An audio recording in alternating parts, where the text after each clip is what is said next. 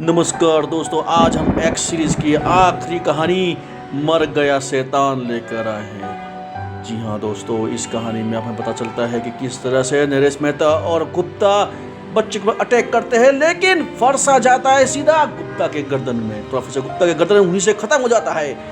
नरेश मेहता इसको देखते ही पागल हो उठता है। उधर शैतान हंसता है और उसके ऊपर हमला कर देता है, लेकिन नरेश पागलों की तरह उन हमलों को बेअसर करने की कोशिश करते हुए एक चील आता है, उसके फर्श को उठा के ले जा लेता है। तब एक कुत्ता उसके ऊपर हमला कर देता है। शैतान बोलता है कि बस अब हो गया खत्म तू नरेश मेहता, लेकिन तब ये एक बिजली उसके ऊपर छोड़ती है। शैतान दूर गिरता है और आप पहुंचता है वहां पर एक महात्मा। शैतान महात्मा को देख के डर जाता है और वहां से भाग निकलता है। महात्मा उसके पीछे किरणें फेंकते हैं, लेकिन वो किरणें एक कुत्ते पर जा टकराते हैं। महात्मा कहते हैं कि इसको पकड़ना बहुत जरूरी है, क्योंकि शैतान अब ताकतवर हो चुका है। नरेश कहता है कि आप ही थे जिन्होंने मुझे लॉकेट दिया था, और अब ये क्या हो रहा है। महात्मा बोलता है कि इसको पकड़ के मारना जरूरी है, मेरे पास एक उपाय है। इधर अर्जुन पुराने घर में आते हैं प्रोफेसर गुप्ता के, जहाँ पर एक शख्स होता है और बोलता है मैं तुम्हें नौकरी दूंगा, बदले में तुम्हें मेरा काम करना होगा। बत्ती जलती है और बच्चों को देख के अर्जुन चौंक उठता है। उसके वश में होने के बाद बोलता है कि तुमको अब मेरे लिए काम करना है और इस दुनिया को अंधेरे में बदलना है। शैतान राज करेगा यहाँ पर। अर्जुन बहुत सारे नामी गिरामी लोगों को लेके आते हैं मुखौटा पहना के, और कहता है कि शैतान आ गए हैं। उन सबको शैतान अपने वश में करके बोलता है तुमको बस अब मेरा एक काम करना है, शैतान का गुलाम बन के रहना है।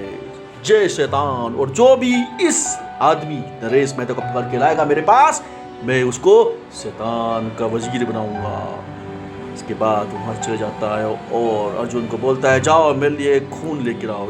इधर नरेश मेहता को आवाज़ आती है कुछ लड़कियों की। लड़कियाँ कहते हैं बचाओ, हमारे पीछे गुंडे पड़ गए। नरेश मेहता जाता है उस जगह जहाँ गुंडे होते हैं और उनसे भीड़ पड़ता है, एक एक करके उनके ऊपर भारी होता है। लेकिन तभी नरेश मेहता को लगता है कि कोई पीछे से उसके ऊपर हमला कर रहा है और वो नीचे गिर जाता है बाइक से।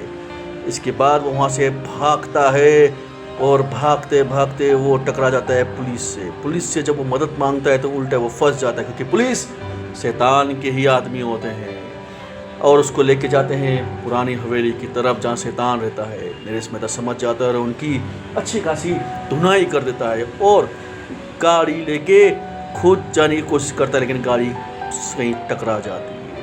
इसके बाद नरेश मेहता गाड़ी को फिर से स्टार्ट करता है और उसी पुराने प्रोफेसर गुप्ता के घर की तरफ लेके चल पड़ता है। और उसको आइडिया आता है कि क्यों ना वो भी भेष बदल के देखे क्या हो क्या रहा है। इधर नामी गिरामी लोग नकाब पहन के शैतान का इंतजार करते हैं, और जी हाँ सावधान स्वामी पधार रहे हैं। शैतान बालक आ जाता है और सबको खून का प्याला देता है पीने के लिए और कहता है जय शैतान की। मगर तभी नरेश मेहता वहाँ आ जाता है और बोलता है कि ये मत पियो। सारे के सारे अपराधी लोग उसके पीछे पड़ जाते हैं। नरेश मेहता वहाँ से भागता है। भागते हुए एक पुराने खंडर के पास जाके वहाँ पर बिजली का तार रखता है और कहता है कि इनको अब मैं ठीक करूँगा, और वो देता है बिजली का करंट। सभी के दिमाग होश हवास सही हो जाते हैं, उन लोग शैतान की वश से बाहर निकल आते हैं।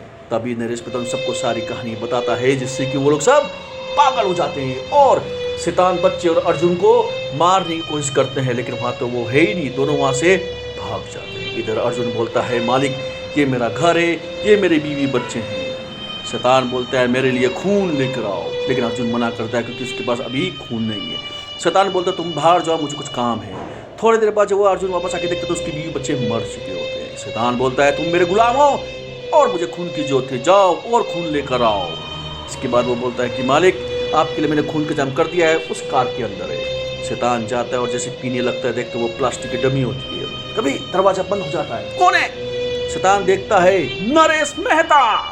नरेश मेहता कहता है ब्यूटीफुल कार के अंदर तू फंस गया है शैतान, और तेरे आदमी अर्जुन को मैंने ठीक कर दिया बिजली के झटके से। वो पागल हो गया था इसलिए तुझे मारना चाह रहा था, और अब मैं तुझे मारूंगा। लेके जाते हैं उसको अपने अड्डे में, लेकिन यहाँ शैतान करता है शैतान ही। लेकिन नरेश मेहता इस बार तैयार होता है, उन सबको जला देता है। शैतान उसके ऊपर झपटता है कि तभी वो नीचे आ गिरता है एक खड्डे में। नरेश मेहता कहता है ये वही जगह है जहाँ पर तेरा निर्जीव शरीर है, अब तू अपने शरीर पे जाके गिरेगा और मैं तेरे पर हमला करूंगा और तू मारा जाएगा। नरेश मेहता वही करता है, रस्सी काटता है, एक चीख गूंज उठती है क्योंकि सिर में पड़ता है वो 3 खंजर। इसके बाद उसके प्राण पखेरु हो जाते हैं और उसको मुक्ति मिल जाती है। नरेश मेहता उसकी कब्र पे मट्टी गाड़ के उसको ही दफना देता है। तभी वहाँ साधु महात्मा आता है और बोलता है अब इसकी आत्मा को मुक्ति मिल की ध्यान रहे, दोबारा कोई यहाँ ना आए। और उसके बाद वो बोलता है कि मैं कौन हूँ, मैं हूँ वही पुजारी जिसने शैतान को मारा था। इसके साथ शैतान का अंत हो जाता है। दोस्तों आपको ये एक्स सीरीज कैसी लगी मुझे कमेंट करके जरूर बताएं। मिलते हैं अब हम अगली कहानी में। बैड टाइम रोज कॉमिक।